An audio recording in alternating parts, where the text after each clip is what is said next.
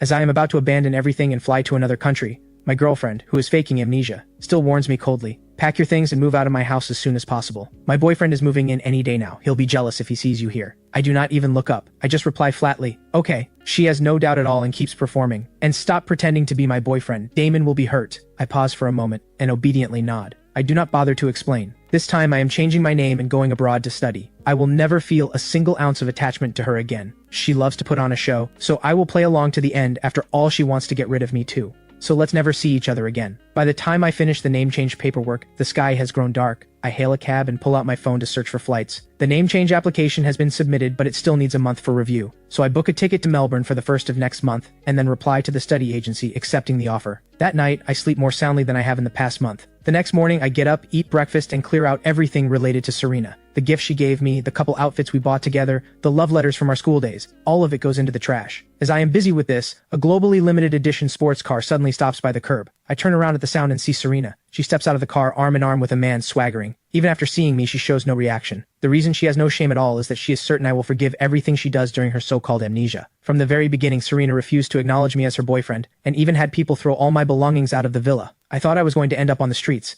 until the owner of the house next door suddenly contacted me, saying he was going abroad and would rent the place to me at the lowest price. At the time, I thought I had gotten lucky. Now I see it was just another play she staged. She was afraid I would actually leave, so she used this trick to keep me close. Looking back at the month I was deceived, I just find it laughable. I do not care what scene she wants to perform today. I turn and dump the last box into the trash. Serena, walking past, glances at it, sees what I have thrown away, and her face turns cold. "Why are you throwing all this away?" I glance at her, my tone flat. "Aren't you supposed to have amnesia? Then how do you remember any of this?" Only then does Serena realize she has slipped up. She quickly adjusts her expression and pretends not to care. "I was just asking. How could I possibly remember? The past is the past and now is now. The only one I love now is Damon. After all, when I had the accident, he was the only one who took care of me." Accident? Even her amnesia is fake. What accident? I lift the corner of my mouth slightly and glance at the man holding her. His flirty eyes are full of smug pride, a new face I have never seen before. He must be the most satisfying bedmate Serena has had during this time, which is why she brings him home so openly. I do not want to waste any more words on her. I just give a small grunt and turn back into the house. Watching me walk away without looking back, Serena's eyelid twitches. She brought a man home. Shouldn't I be making a jealous scene? Why am I so calm? Serena senses something is off, but she does not chase after me to explain. She just watches as I disappear behind the door. The doorbell suddenly rings. I put down the bag in my hand and get up to answer. It is the man Serena just brought home.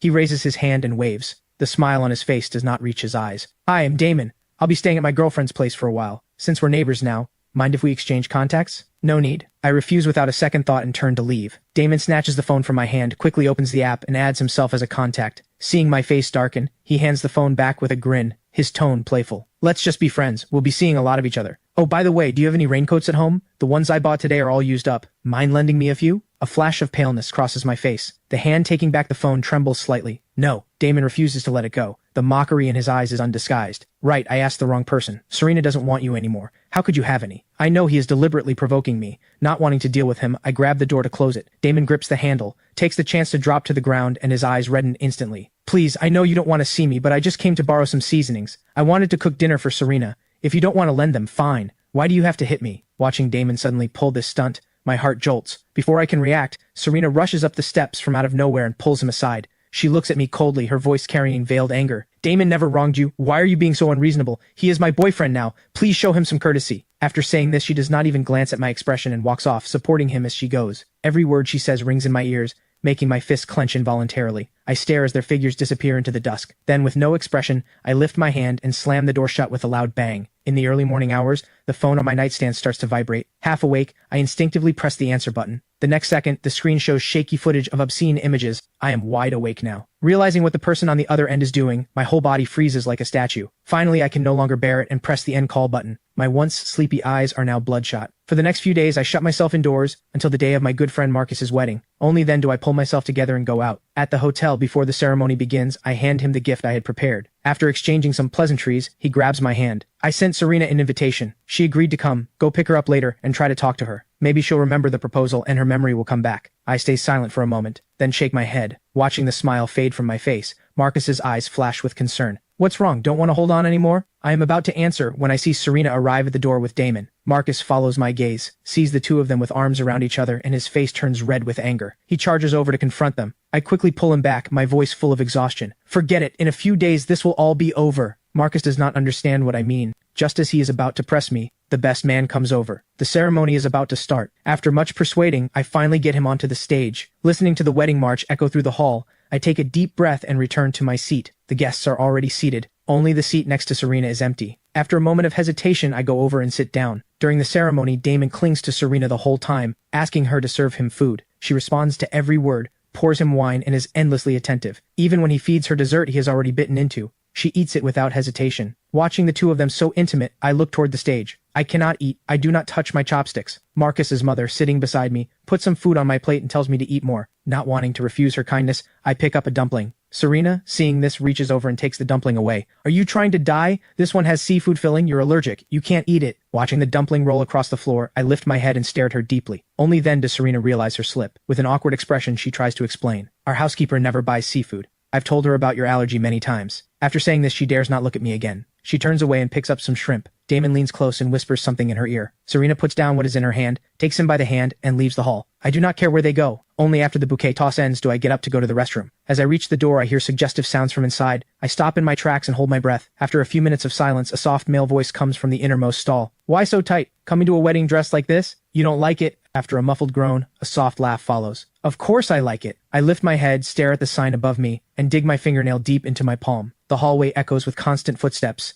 and the restroom falls quiet again. I take one last glance at the closed stall, then turn and leave. After the wedding ends, I say goodbye to Marcus and head downstairs. The moment I step out of the elevator, I see that very familiar sports car parked by the road. I pretend not to see it and try to flag down a taxi when Damon appears out of nowhere and grabs my hand. Serena had to leave early for work and left the car with me. We live close by. Let me give you a ride. I refuse without thinking, but Damon ignores me, shoves me into the passenger seat, locks the doors, and steps on the gas. He drives fast. I can only fasten my seatbelt. Along the way, Damon uses small talk as an excuse to brag, both openly and slyly. You knew all along that Serena was faking her amnesia, didn't you? Why don't you dare call her out? My eyes freeze for a second. My face stays cold. None of your business. How is it none of my business? I want to stand beside Serena openly and become her fiancé. She may not have that in mind right now, but you know how much she loves my body. Sooner or later she'll fall for me. You believe it? I do not bother responding. I turn to look out the window. Seeing that I will not take the bait, Damon grows frustrated and throws out a few more taunts. I simply close my eyes and pretend he is not there. My indifference enrages Damon. He stares at the intersection ahead,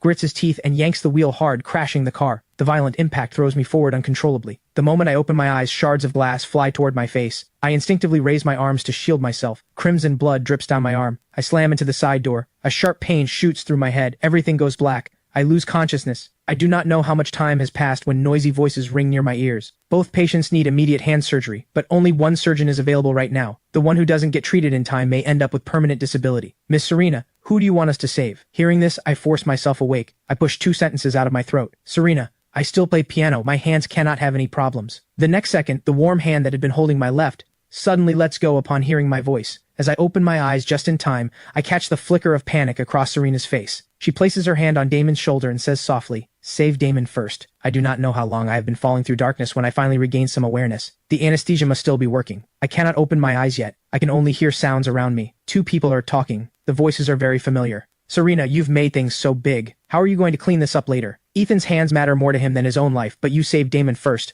Are you trying to kill him? How could I possibly want to kill Ethan? He just happened to wake up. If I had agreed to save him first, the fake amnesia would have been exposed. There are still about 20 days left. I just want to play a little longer. I won't let anything happen to him. Nothing happened. Didn't you hear the doctor? 1 more minute and Ethan's hand would be ruined for good. If he wakes up and finds out the truth, you and he are over for good. The person holding my hand seems to grow nervous at this. Her palm starts to sweat. A few minutes later, she presses a kiss to my forehead, her voice full of certainty. He won't find out. I've already arranged everything. In 23 more days, the doctor will announce that my memory has come back, and everything will be just like before. After a long sigh, one person leaves the room. The other stays by my bedside, whispering, Ethan, our wedding is coming soon. I've already ordered the rings. The day I recover my memory, you'll see them. After we get our marriage certificate, I'll take you to see the Northern Lights. All right? Do you remember the wish you made on the shooting star 3 years ago? When you said you wanted to be with me forever, I was so happy. I want to grow old with you too. The anesthesia slowly wears off. I remember who this rambling person is. It is my fiancée Serena. She seems to care about me deeply. Every half hour she calls in the doctor to check on me. She gently feeds me water, tucks the blanket around me, and stays by my side without moving until I am fully awake. Then all the tenderness she showered on me retreats like the tide. Watching her slip out of the room, a flash of irony crosses my eyes. I pick up my phone and check the time. Only then do I learn I have been unconscious for 3 days. The only messages in my inbox are still ads and bill notifications. I close my eyes and silently pray that the name change paperwork will be finalized soon. For a long time after that, Serena does not appear, but Damon sends me dozens of messages every day, full of taunts and photos flaunting their relationship. I do not open a single one. I set the chat to mute. A few days later, I check out of the hospital. Just as I reach the hospital entrance, I run into a college senior who once pursued me back in school. We exchange a few pleasantries. I'm enjoying the conversation when Serena appears out of nowhere and yanks me away. Her face is dark enough. She glares at me, her eyes shadowed, her voice dripping with jealousy. Who said you could get so close to her? I pull my hand free, glance at her, my voice mocking. Aren't you supposed to have amnesia? Didn't you refuse to acknowledge me as your boyfriend? Who I talk to is none of your business. After saying this, I do not wait for her reaction. I hail a cab and leave. Speechless, Serena can only watch me go. After resting for a while, I slowly recover. In my free time, I roughly estimate my expenses for going abroad and find the total is quite large. A former client refers a big job to me. With nothing else to do, I take it.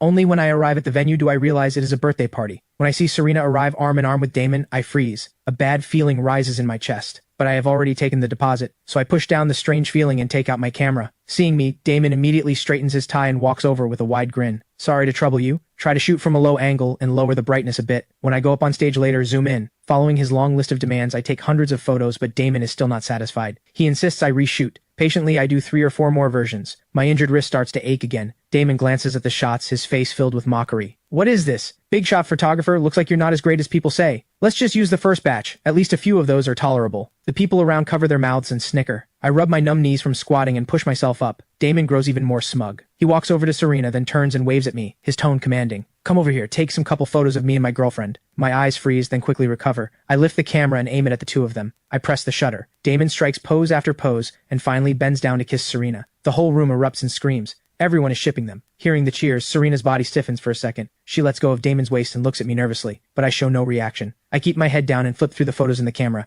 as if I do not care at all about what just happened. This party lasts 4 hours and finally comes to an end. I put the camera back in my bag, take out a tissue, and wipe off the cake Damon accidentally spilled on my clothes. Footsteps suddenly echo through the empty hall. I look up and see Damon walking straight toward me with a grin. Thanks for the hard work tonight. You're short on cash, right? I have another set of photos I want you to take. I'll pay double. You in? Double? I hesitate for a moment, then nod and agree. Damon takes me straight up to the hotel rooms upstairs. He sets up the angle and content of the shoot. The moment I set up the camera in the corner, someone knocks on the door. Damon does not rush to answer. He gives me a meaningful smile. It's about to start. Remember to film everything. He pulls the curtain shut, covering the corner, leaving only a small gap for the camera. I curl up in the narrow space, listening to the approaching footsteps. Under the dim lighting, Damon leads a woman in slowly, their bodies entwined. Watching Serena tangled up with Damon through the lens, my hand on the tripod tightens sharply. I am right there in the room. The heat in the room grows more and more intense. Listening to the relentless sounds, I am almost numb. Even breathing becomes difficult. Time slows to a crawl. At 3 a.m, the noise stops, and the shower starts running. I pull back the curtain and drag my numb legs out. I step over the scattered clothes on the floor, place the memory card on the table, and open the door. The pre-dawn streets are empty. I wander aimlessly, alone.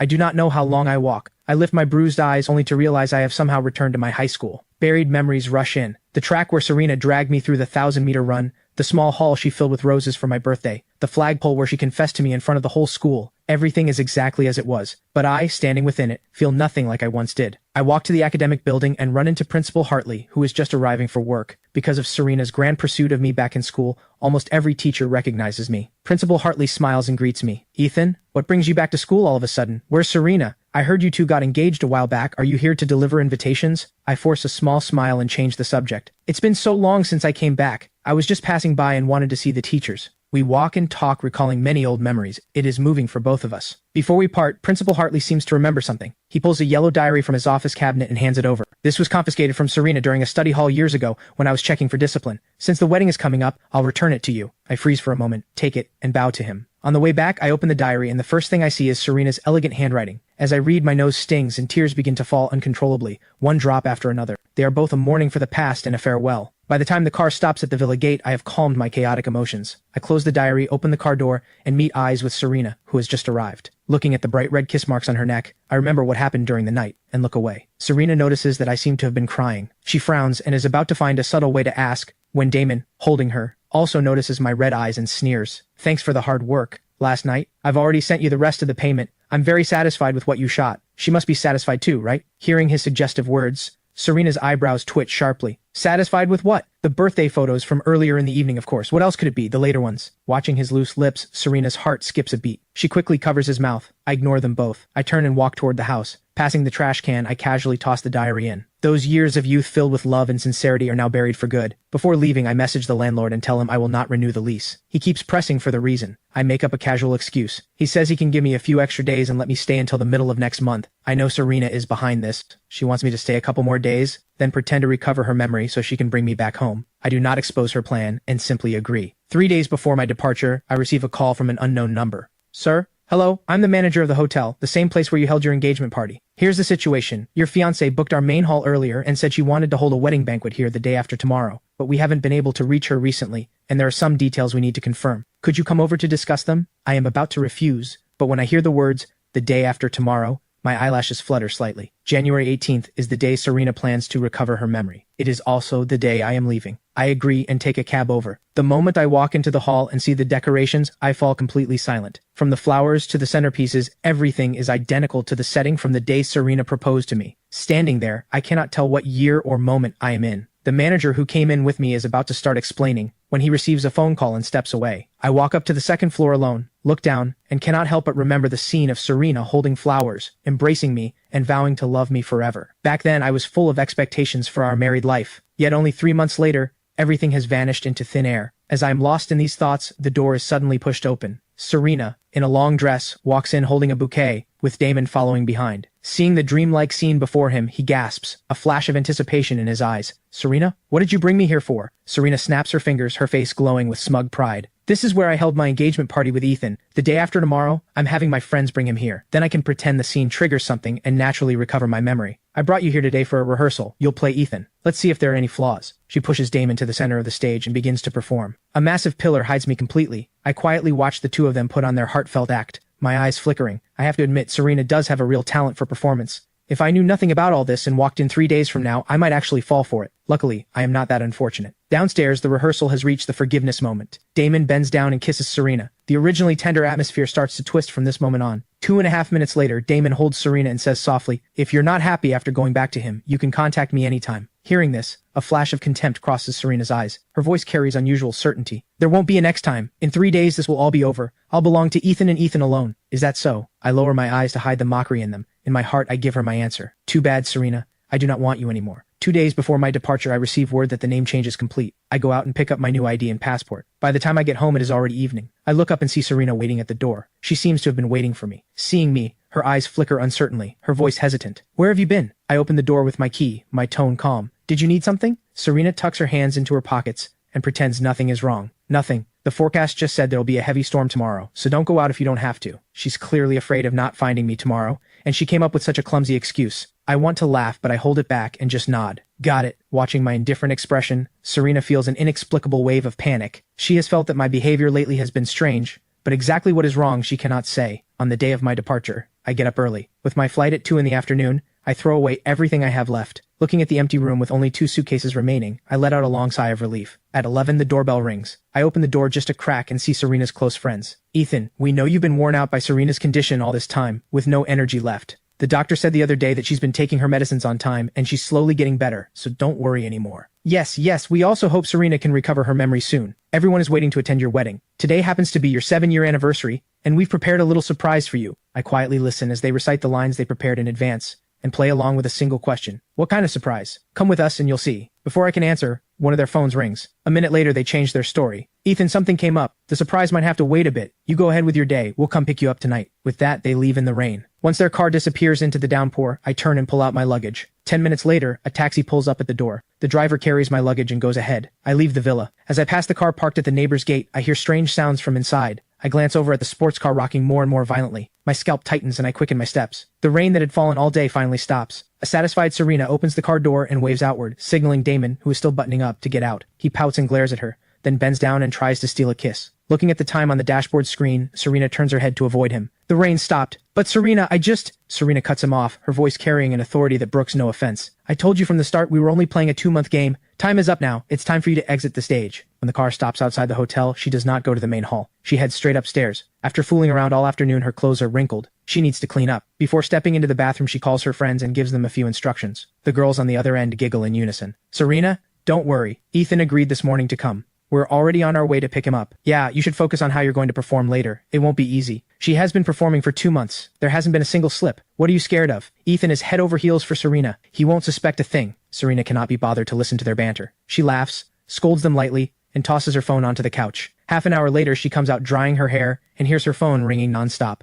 The moment she looks at the screen and sees over 20 missed calls, her heartbeat quickens. Forcing down the panic, she presses the answer button. So many calls, what's going on? Serena, we knocked on the villa door for over 10 minutes, but Ethan didn't come out. He's not replying to messages and his phone is turned off. What do? We can't reach him. Serena's brows knit tightly. Her good mood is ruined. He's probably asleep. Go to my house, get the spare key from my dad, and go inside to check. The girls agree. Serena presses her temples, changes into fresh clothes, and runs through tonight's plan in her head. Once ready, she grabs her things and heads downstairs. The hotel manager sees her and rushes over with eager attentiveness. Miss Serena, please take a look at the setup. If there's anything you're not happy with, we'll adjust it immediately. Serena gives the room a quick scan and nods, satisfied. It's good. With her approval, the manager smiles even more obsequiously. Miss Serena, as long as you're pleased. Actually, the fact that we could replicate everything exactly is thanks to your fiancé. There were a few centerpieces I couldn't remember the exact positions of, so I had him come in to confirm them. Fiancé? At those words, the expression on Serena's face freezes instantly. She stares hard at the man in front of her, her voice laced with anger. Who told you to contact him? This was supposed to be his surprise. Didn't you know that? The manager is so frightened, he can barely speak. I couldn't reach you, so I had him come over to help. You didn't say it was meant to be a secret. I figured since you were already engaged. Over a month of planning has fallen apart. Serena's face flushes red with rage. She clenches her fists tightly and is about to explode when her friend's call comes through again. Serena, something's wrong. Ethan is gone. Connecting it to what the manager just said, Serena feels her head spin. Go find him! Hearing her furious shout, the girls on the other end are nearly in tears. It's not that we aren't looking. The villa has been completely cleared out. We checked the security cameras. He threw everything away this morning, and at noon he left with his suitcases. We don't know where he went. Each word hits Serena's ears like thunder. She stands frozen in place. Noon. A taxi. All the memories she ignored come flooding back. The clueless manager keeps explaining. Actually, even if I hadn't called him, he seemed to already know. That day he asked me a lot of questions. Before leaving, he gave me a box and asked me to deliver it to you tonight. The manager hands over the item. Looking at the ring box he holds out with both hands, Serena feels she cannot breathe. Her trembling hands open it, and she immediately sees the brilliant engagement ring inside, with a single pink button beside it. She stares at the button, and suddenly remembers Damon's complaint when they left the hotel 3 days ago. Next time, take it easy when we're out. You ripped a button right off my shirt. Every drop of blood in Serena's body runs cold. She grabs the manager by the collar, her bloodshot eyes wide with fury. What date was this? 3 days ago. Mr. Ethan came at 2 in the afternoon and didn't leave until 5. Hearing this answer, Serena nearly collapses. She snatches the ring, rushes to her car like a mad woman, and runs over a dozen red lights. She makes it home in 10 minutes. The villa next door is fully lit. She storms right in. Her friends have torn the house apart, short of digging up the floor, yet have found nothing related to Ethan. Seeing her arrive, they rush over. Serena, we couldn't even find a single strand of hair. We really don't know where he went. I had someone check too. Ethan's name isn't on any traveler list leaving the capital in the past month. This stream of bad news sends Serena's heart straight into the abyss. Panicked, she picks up her phone and calls me, but only gets the cold phone is off tone. All the messages she sends bounce back, a sea of red exclamation marks making her dizzy. Her friends have never seen her this distraught. They scramble to comfort her. Serena, pull yourself together. He just left. There's still time to find him. Yes, just locate his phone. We'll definitely find him. Hearing these ideas, Serena regains a bit of composure. She quickly messages her secretary to investigate. After an hour that feels like a year, the secretary replies, Miss Serena, we found it. His phone is in a trash can at the bus station. We're now urgently checking the passenger lists. It is not exactly good news, but it is far better than having no leads at all. Serena cannot sit still. Ignoring her friend's protest, she heads straight to the bus station. The moment she arrives, the secretary hands her the clean phone. She enters the password and discovers that all social media accounts have been wiped, and the contacts list completely deleted. Only one name remains. Damon. The instant she sees that name, cold sweat breaks out all over Serena's body. She spends a long time bracing herself before finally working up the courage to open the chat. The latest message is a video Damon sent this afternoon, filmed inside a car. Seeing the background, Serena guesses what the video contains. She does not dare open it. She scrolls upward. 3 or 4 videos a day, mixed with text messages. Pretending to be clueless feels bad, doesn't it? Ethan, after being toyed with like this, how can you still stand it? Your fiancé has way too much desire, and you're so cold in bed. If you actually get married, I bet that marriage isn't lasting 3 months. Are you really going to marry her? From January to December, every one of the 30 days is filled with these taunts. Serena's mind is consumed by rage. The only thought left in her is to confront Damon. She speeds home, and the moment she steps out of the car, she sees luggage piled at the door. Damon is directing servants to move things. Seeing her return, he immediately presses up against her. Why are you back? Couldn't bear to leave me, could you? Give me a kiss, and I'll stay. Looking at that handsome face just inches from hers, Serena can no longer hold back. She raises her hand and slaps him with all her strength. With a sharp crack, Damon is knocked to the ground. His pale cheek turns crimson and swells. He looks up in disbelief. Serena, why did you? Serena is too furious to speak. She throws the phone at him, her eyes glinting with cold fury. The moment Damon picks up the phone and sees the screen, every hair on his body stands on end. He cannot help but shiver. In an instant, 1,000 thoughts race through his mind. He scrambles to explain. Serena, I can explain. Actually, Ethan added me first. He already knew about your fake amnesia. I just loved you too much, which is why I made this mistake. For Serena right now, these words are nothing but fuel on the fire. She loses control of her emotions, orders her bodyguards to drag him up, and seizes his throat with a death grip. The crushing suffocation makes Damon struggle desperately. His face turns from red to purple. Just as he believes he is about to be choked to death, her friends arrive late and see the scene. Their faces go white in fright, and they rush forward to save him. Serena, calm down. The most urgent thing right now is finding Ethan. Yes, he's in our hands. We can settle the score later. Hearing this, Serena finally stops. She gives the man slumped on the floor one last glance, her voice chillingly cold. Send him to Madame Vera. Watch him closely. At that name, Damon, semi-conscious, snaps awake. He crawls to Serena's side and grabs her legs, his voice full of pleading. Serena, no. Serena, I was with you for 2 months. Spare me this once. Just let me leave, and I swear I'll never bother you again. Please, I'm begging you. Serena shows no expression. Her friends dare not say a word. They drag him into a car. Damon cannot break free. He can only watch the house grow smaller in the rearview mirror. His desperate wails echo through the car. The girl's faces turn cold. If you'd just behaved, kept out of trouble, taken the money and left, you'd be set for life. But no, you didn't know your place and went and provoked Ethan. You deserve what's coming. Learn from this. Be obedient at Madame Vera's and you might just keep your life. Otherwise, with the methods of her people, you can expect plenty of suffering. The plane lands in Melbourne in the early morning. I rest one night at the booked hotel, then take my luggage to the apartment I arranged in advance. Over the next few days, I buy lots of daily necessities. The empty room slowly fills up. As I sort things out, I keep in touch with my future roommate, who arrives a few days later. Slowly, I adapt to local life. Thanks to my cooking skills, I easily blend into the international student circle and become friends with 2 guys next door. They take me out to explore the city, introduce me to nearby restaurants and local attractions. After a few days together, my photography skills win recognition from my new friends, and I even join the local photography community. On my 10th day in Melbourne, I complete my first photography job. I look at the $300 freshly deposited in my account and feel content. The next morning, my new roommate Leo arrives too. We quickly become close friends. Days pass. School is about to start. The day before classes begin, I cook a full meal myself and invite the friends I have made over for dinner. After a month together, everyone has grown much closer. After a few drinks, we huddle together and start gossiping. I do not know who started it, but everyone begins ranting about their exes. Leo laughs and casually asks, "Everyone's had their turn. Ethan, do you have any secrets to share with us?" The smile on my face freezes. When the others were sharing, a few mentioned their exes cheating on them. I treated it like a joke when listening. But when the topic actually turns to me, I find it hard to say the words. After all this time, thinking of the name Serena, I no longer feel any sadness. But in front of a group of guys 2 or 3 years younger than me, fresh out of school and naive about the world, I do not know how to speak. After all, 10 years together, a 7-year relationship, just a month or 2 away from marriage when the first love cheats. It sounds too tragic. I do not want to see pity or sympathy on their faces. The 10-second silence makes Leo sense something unusual. He steers the topic away to spare me the awkwardness. After we have eaten and drunk our fill and the gathering ends, Leo even comes up to apologize. "Ethan, I didn't mean it earlier. I'm sorry. I know it was not intentional." I just smile and wave it off. Back in my bedroom, I open my phone and log into the new account I registered a month ago. Several friends have been sending me messages nonstop. I reply to each one, thanking everyone for their concern. Marcus replies instantly. "Ethan, you went abroad and vanished off the face of the earth. You had me worried sick." Just looking at the screen, I can imagine the tone he is using right now. I let out a soft sigh and quickly apologize, letting him know I am safe. The 2 of us catch up on each other's recent lives, until I drift off mid-conversation. When I wake up the next day, I see 99 messages from Marcus. My eyes widen. Going through them one by one, I realize most of them are about Serena. "After you left, Serena kept coming to me every few days, asking where you went. Don't worry, I kept my mouth shut. Didn't say a single word. Good thing you stopped by the bus station before going to the airport. She still thinks you left by high-speed rail and is searching the whole country for you. I heard Serena has been drinking at bars for days. A couple of days ago, she drank until her stomach bled and got sent to the hospital. Serves her right, she even went looking for your parents. But you cut ties with them long ago so they wouldn't know anything. Reading these messages about Serena, I feel nothing at all. Looking out at the clear river in the distance, my thoughts drift far. When I was 12, my parents divorced and each started new families. Neither wanted me, so they left me with my grandmother, who lived alone. The year I turned 17, Grandma passed away. I was the only one left in my family. At 18, when I agreed to be with Serena, she promised she would give me a home. I believed her and waited 7 years, only to end up with a laughable amnesia scam and the reality of her cheating. Looking back at those long 30 days, I still shudder. Thankfully, it is all behind me now. I pull open the curtain, and brilliant sunlight pours in,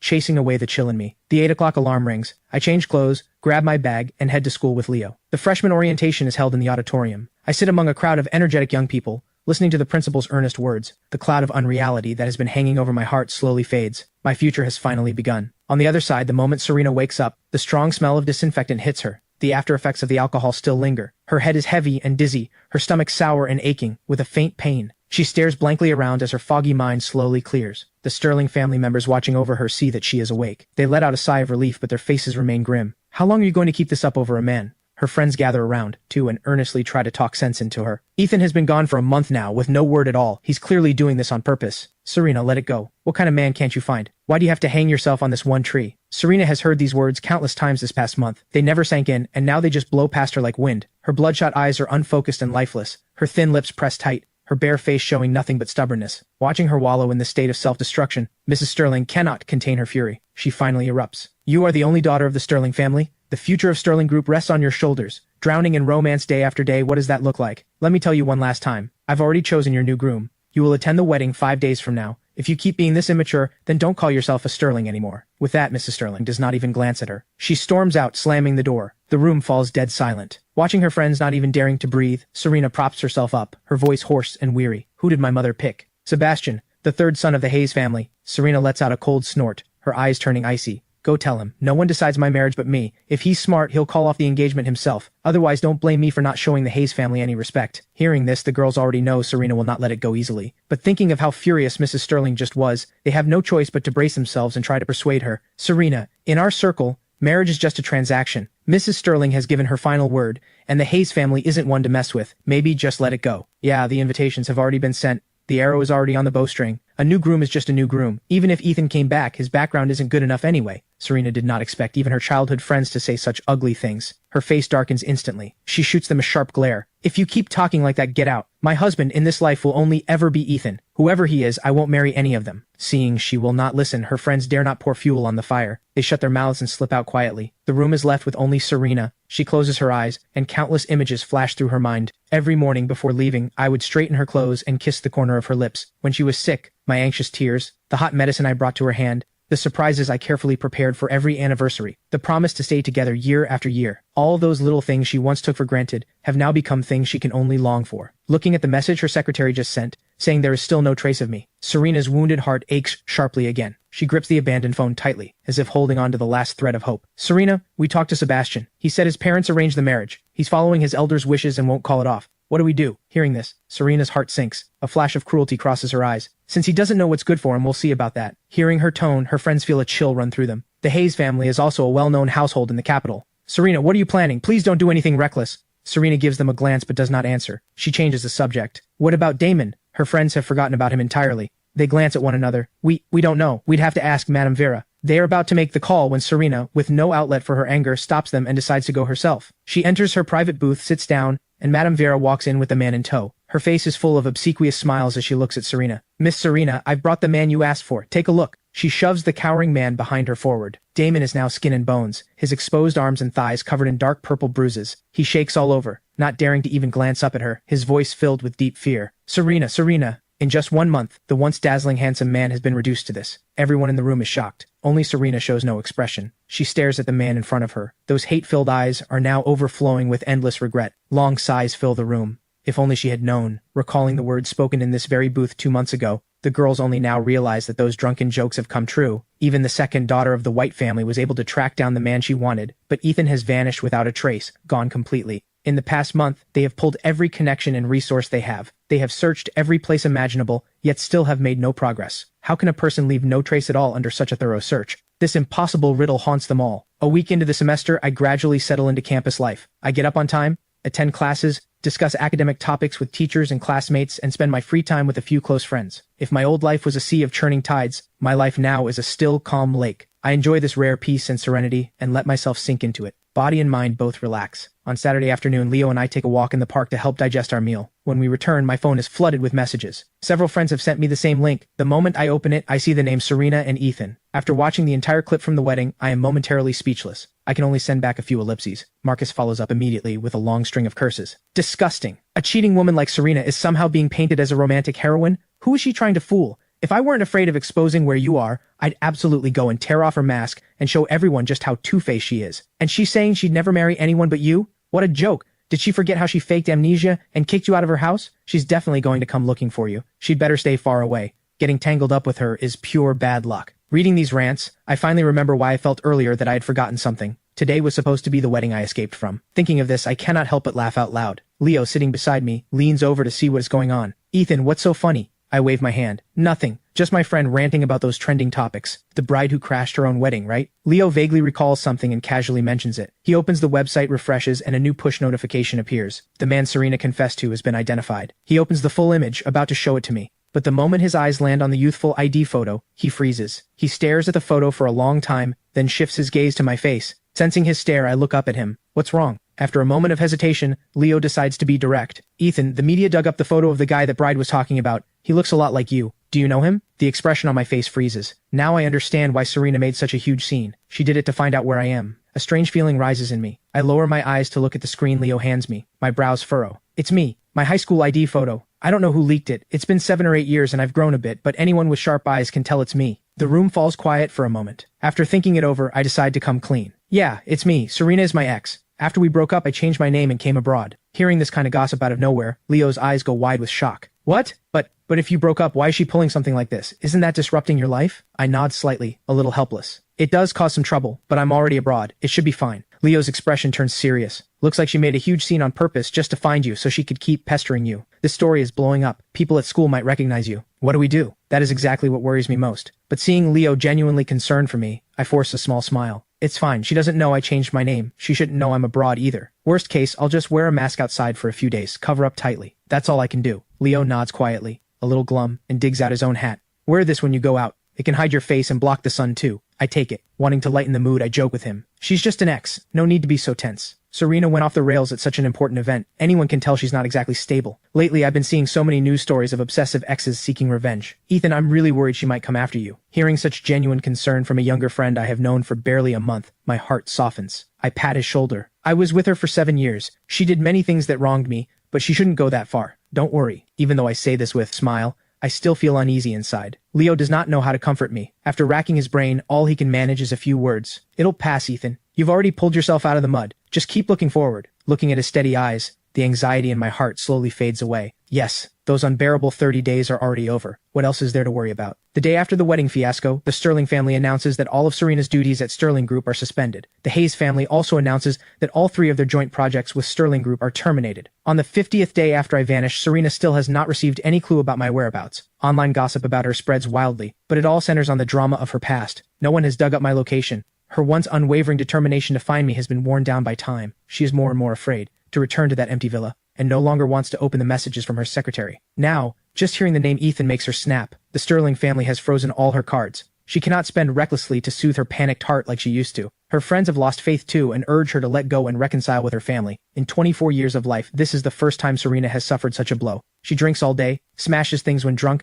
sobs my name until her voice breaks, and endlessly repents. But alcohol can only numb her mind temporarily. When she wakes up, what she faces again is the bleak and gray reality. Day after day of torment leaves her looking nothing like the proud, radiant woman she once was. On Lunar New Year's Eve, Serena drinks alone at a bar. She rejects several calls from her father, and finally just turns off her phone. By the early hours of the morning, she stumbles home drunk and thinks of me again. Every Lunar New Year's Eve in the past, after eating the family reunion dinner, she would come to the villa to be with me. I would cook a delicious table of food, and we would welcome the new year together. The 2 of us would curl up on the couch, watch the fireworks fill the sky outside, and make wishes that we would stay together year after year. Now the fireworks bloom again, but all that is by her side is a floor full of empty bottles. Through the window, Serena gazes at the lively scene outside, an endless loneliness settling over her. When the clock strikes midnight, she turns on her phone and sends me a New Year's greeting. With a soft ding, the phone on the table chimes. She picks up my old phone, taps on the little red notification, and sends one back to herself. Happy New Year. Seeing this familiar profile picture's greeting, the pain in Serena's heart finally finds a small bit of relief. Now she can only rely on this self-staged greeting to comfort herself. Just at her most tormented moment, someone suddenly brings news of me. A friend studying in Melbourne mentions over drinks that she saw someone at her school who looks a lot like Ethan. This piece of news jolts Serena back to life. She immediately books a ticket to Melbourne and gets up to leave, but her friends pull her back and douse her with cold reality. Serena, now that you've found him, he can't run away.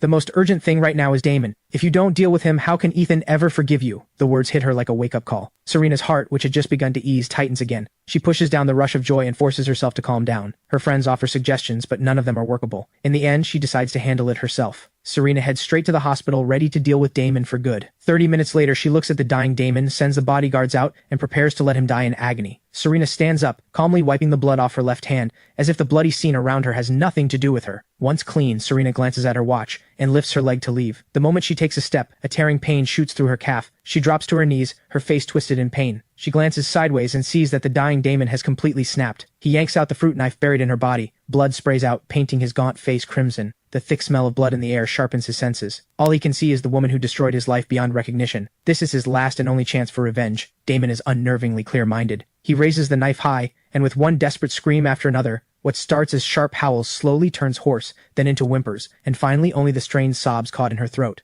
Serena's pupils slowly dilate. Her clenched fists go limp without thought. Damon also exhausts the last of his strength. The weapon in his hand falls to the floor with a clang. The blood from both their bodies mingles, spreading across the smooth floor like a dark red river. The second hand on the wall still ticks on. Serena's consciousness slowly blurs. The unbearable pain begins to fade. She feels as if she has fallen into clouds. The scene before her grows mottled, leaving only flickering black and white images. Memories of the past play in her mind like a flashing reel, from her carefree childhood, to the days of first love as a young girl, to the dull moments of the present. One by one, the black and white images flash by. Only one person appears in color. Me, at 16, in a white tuxedo, quietly playing the piano. Me, at 18, standing by her hospital bed, sobbing uncontrollably, gripping her hand tightly. Me, at 23, accepting that bouquet of bright red roses with tears in my eyes, promising to become her husband. Me, at 24, walking into the pouring rain under an umbrella, my face no longer visible, watching that figure fade into the distance. The tight string inside Serena snaps with a sharp sound. She feels something being pulled out of her body. She is so unwilling to let it go, yet powerless to stop it. She can feel the blood beneath her skin slowly turning cold and still. The only thing left warm is the trail of tears falling from the corner of her eyes. It is the first time I celebrate the new year in the height of summer. Leo and I are both delighted. Mr. and Mrs. Lawson have brought many things from back home.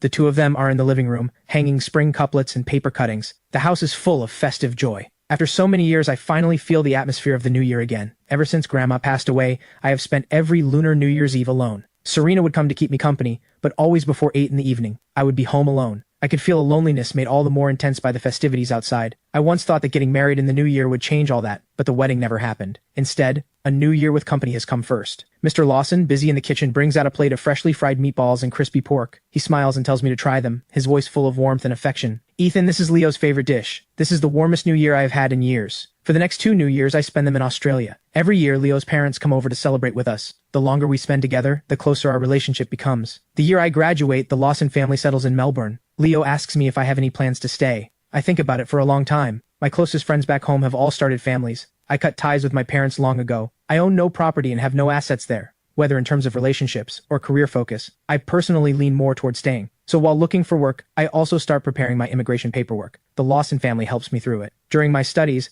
I had already saved up a fair amount thanks to my skills, so after graduation, I open a small photography studio. Over the next 2 years, the studio grows steadily. 4 years later, I meet the immigration requirements and obtain permanent residency. When I return to hometown to handle the paperwork, I meet up with friends I have not seen in a long time. Years have passed. Time has flown by. None of us look like we did in our youth anymore, but the moment we gather, we find that same easy feeling of being able to talk about anything. The thing they care about most is, of course, my love life. Faced with their eager curiosity, I am open and direct. I dated 2 people in the past 2 years, but we broke up over time for various reasons. My current girlfriend and I started dating last August. She's 2 years younger than me, but very mature. As I share stories of our daily life, I show them photos and videos. Looking at the well-matched, loving couple on the screen, everyone shows looks of relief. After more chatting, someone suddenly brings up Serena. Hey, did you guys hear? Apparently, Serena passed away. Hearing this, my heart gives a small jolt. Over these past few years, I've been busy with school and work, rarely asking about news from hometown. Whenever I talk about the past with Leo, that period of time feels like it is shrouded in fog, hard to see clearly. The name Serena is like a frozen old photograph, faded and yellowed with age. I thought she would slowly let go of that relationship, take over the family business, and start a new life on the other side of the ocean. I never imagined she had already passed. The room falls quiet for a moment. Everyone watches my reaction carefully, seeing only mild shock on my face. Their nerves settle, and they continue talking. I heard about it too. Ethan, I wanted to tell you, but then I figured you'd already moved on, so I didn't bring it up. Why bring up sad memories? What sad memories? I heard she tortured that guy Damon pretty badly, and he got his revenge. You could call it karma catching up with her. After so much time, I cannot even remember that man's name anymore. The only thing I remember about him is that car crash that nearly destroyed my life. So when I hear that the 2 people who completely changed the course of my life ended up like this, I feel a small sense of melancholy. But even that lasts only a fleeting moment. After all, those are people and events from a long, long time ago, like a spring breeze passing by, leaving no trace behind.